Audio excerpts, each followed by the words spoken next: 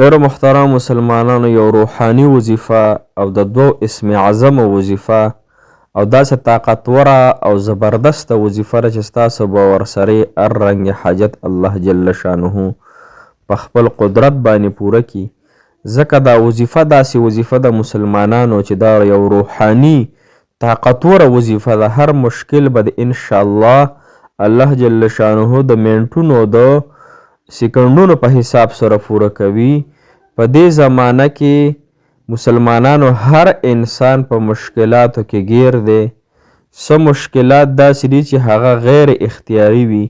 مسلمانانو څه مشکلات د په ذهن باندې وي، څه مشکلات د په وجود باندې وي، څه مشکلات داسې وي چې د خپل تمام اساسه د صحت، د پیسې، د تعلق، د محبت، دا هر څه د فدو باندې ولګوي. مسلمانانو د تمامه زندګۍ په پریشانۍ کې وي، لیکن د پریشانی نه ختمیږي.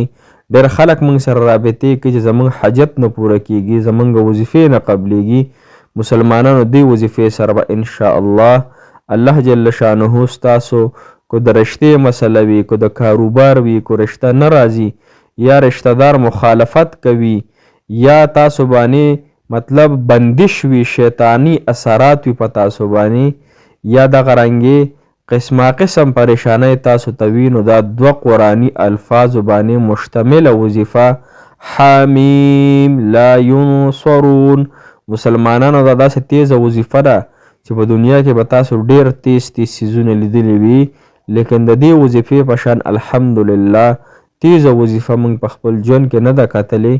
الله جل شانه نه امید دی چې الله تعالی به د دې وظیفې سره انشاءالله الله جل شانه زموږ تمام حاجات، تمام پریشانی ختموي.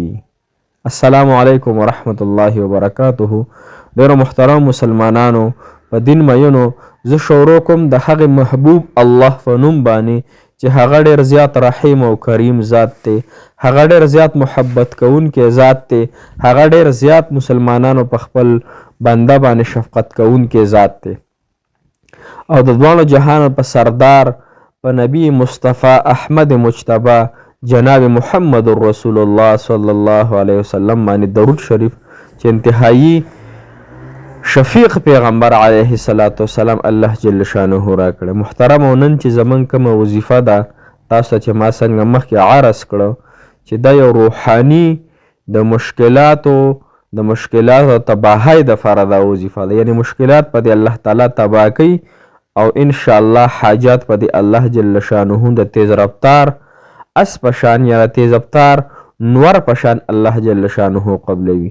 اوس کو ستاسو په ذهن کې دا اشکال راځي چیرې مونږ خو ډېرې وظیفې وکړې، زمونږ وظیفې نه قبلیږي، زمونږ حاجت نه پوره کیږي، زمونږ پریشانی نه ختمیږي او مونږ ډېر زیات پریشان حاله یو. بلکې بعضې خلک پکې وایي چې زمونږ د وظیفو نه زړه مور شي. انسان ته د دا فطرت کې ده چې یو څیز ډېر وکړي او د ورسره مسله ختمه نه شي، د ته زړه تورېږي.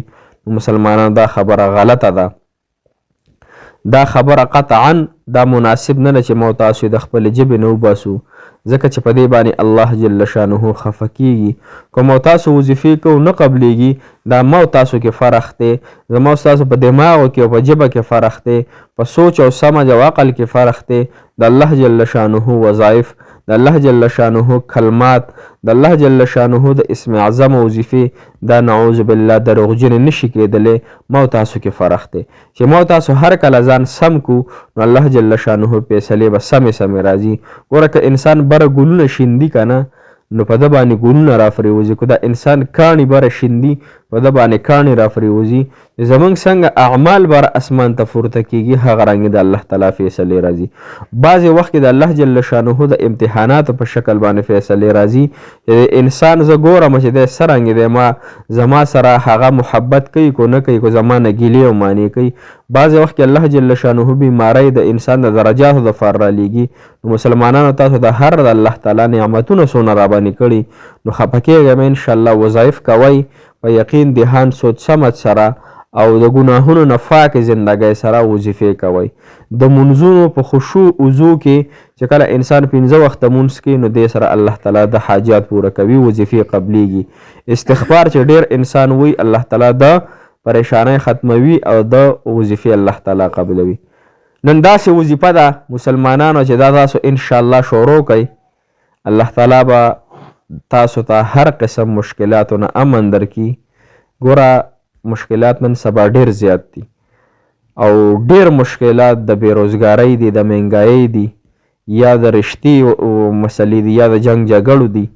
مسلمانانو یا دغه رنګې نور داسې مشکلات وي ستاسو، د مینې محبت وي، د حلال نکاح دپاره وي، د هغې ټولو دپاره حمیم لا ینصرون دوه قرآني الفاظ دي. ها دا یو صورت دی، صورت حمیم ها په قرآن کې.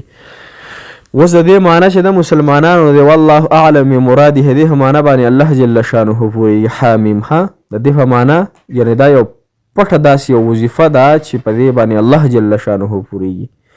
مسلمانانو دا به تاسو په کثرت سره وایي.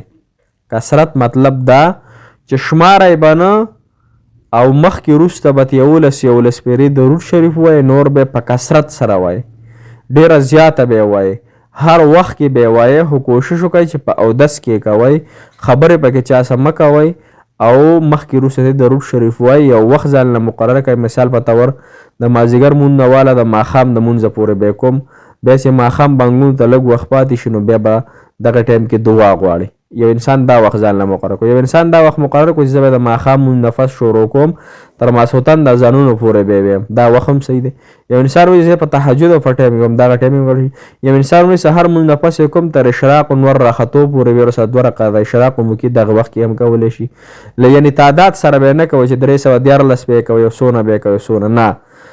الفاظ به دغه تعداد به نه شمارئ، مخکې وروسته به 11 پیرې درود شریف وایي، بیا بې تعداده ده حمیم لا ینصرون حمیم لا ینصرون. دا بې حسابي کتاب انشاءالله تا شروع کوئ. څو ورځې به یې کوئ نو ګوره وخت پکې تعین نشته چې مطلب 3 ورځې وکړه 2 ورځې وکړه. کوئ روزانه روزانه کوئ انشاءالله چې الله جل شانه به سره ستاسو مسله ډېره زر ختمه کړي. یو خبره دا شوه مسلمانانو محبت خور کوي، محبت خور کوي، ښکلي اخلاق خواره کوي. صحیح شوه که نه؟ یو بل ته د مینې محبت سلامونه اچوئ، یو بل سره جنګ جګړې نفرتونه ختم کوي، مینه عام کوي، د الله تعالی سره محبت وکوئ، ګناهونه پرېږدوئ. الله جل شانه مالک ذات ته انشاءالله چې هر قسم مسلې به زموږ ختموي. خو دې وظیفې سره ستاسو حاجت پوره نه شو انشاءالله. ما په دې چینل کې زما نمبر پروت دی، په دې یو تمنیل باندې ما لګولی دی. تاسو زما د ویډیوګانې پوره داسې راواړوئ او لاندې پورته پکې لاړ شئ، دې کې یو نمبر ما ورکړی زما د واټساپ دی. بیا د هغه انسان ما سره رابطه وکړي انشاءالله. هغه له یو زبردسته وظیفه زه ورکومه، د 109 آیاتونه دي، 109 آیاتونه دي د قرآن، یعنې په نیمه ګنټه کې ویلی کېږي. اسان آیاتونه دي، هغې هر یو آیات کې اخره ته مبین راځي. ما یو زنانه لا بله وز ورکړی الحمدلله. ما ته بیا ټلیفون وکړو چې مولانا صاحب الله جل شانه زما د خاوند کاروبار ښه په ترقۍ باندې روان کو. لومبیا 3-4 کاله سعودي کې تېر کړي و، کاروبار هېڅ نو، قرضدار یو، لیکن بیا ورته تنخوا دغه ورته میلاو شه نوکري او 3000 ریاله وي د هغه تنخوا، 3 کو 3.5 داسې یاد کړه، الله مې دې نه ګناهګاروي. نو بیا تاسو ته زه په واټساپ باندې یا په میسج کې هغه خاصه وظیفه درلیږم کومه چې الحمدلله ما ډېرو خلکو له ورکړې. الله تعالی پې د هغوی تمام حاجتونه پوره کړي. الله جل شانه دې ستاسو تمام حاجتونه پوره کړي. د تاسو ته مدرسه کې هم دعاګانې کوم، تاسو ما ته دعاګانې کوئ. غایب دپاره الله تعالی دعاګانې قبلوي. الله تعالی مو مل شه، الله خامی و ناصر مددګار شه. جزاک الله خیره.